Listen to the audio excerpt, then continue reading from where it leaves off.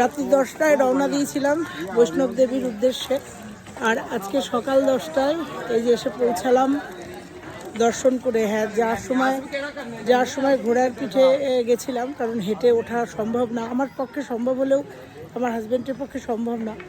তোমরা অনেকেই জানো যে গত মাসে ওকে চেক আপ করে নিয়েছি, কিন্তু আমি রিস্ক নিইনি। আর আসার সময় হেঁটে আসলাম, হেঁটে আসলাম ওখান থেকে ভোর 4টের সময় পুজো দিয়ে রওনা দিয়েছিলাম। আর এই যে এখন একদম স্পটে নামলাম। সত্যি কথায় কেদার বদ্রী দর্শন করে এসেছি। বৈষ্ণব দেবীটা খুব ইচ্ছা ছিল, তাই বৈষ্ণব দেবী দর্শনটাও হয়ে গেল। সত্যি কথাই ভীষণ ভালো লাগছে, এটা একটা অ্যাচিভমেন্ট, ভীষণ ভালো লাগছে। কালকে পর্যন্ত ভাবতে পারিনি যে দর্শন করতে পারবো। এতটা উঁচু 14 কিলোমিটার পাহাড়ি রাস্তা,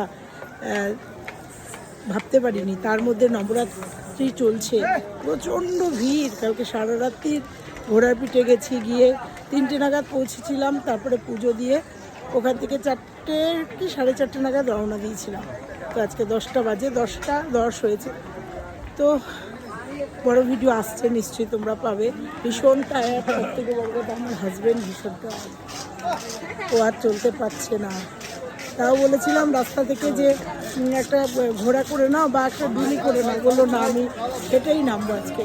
আস্তে আস্তে নামবো। অনেক জায়গায় দাঁড়িয়েছি, বসছি, জল খেয়েছি, চা তো খেতে পারিনি, প্রচণ্ড মিষ্টি। ফল খেয়েছি, তারপরে পাতা একটু মেসেজ করিয়ে আস্তে আস্তে নামছি। 6 ঘন্টা লেগে গেল নামতে। তো চলো, ভীষণ টায়ার্ড লাগছে। এখন একটা অটো ধরে সোজা চলে যাব হোটেলে।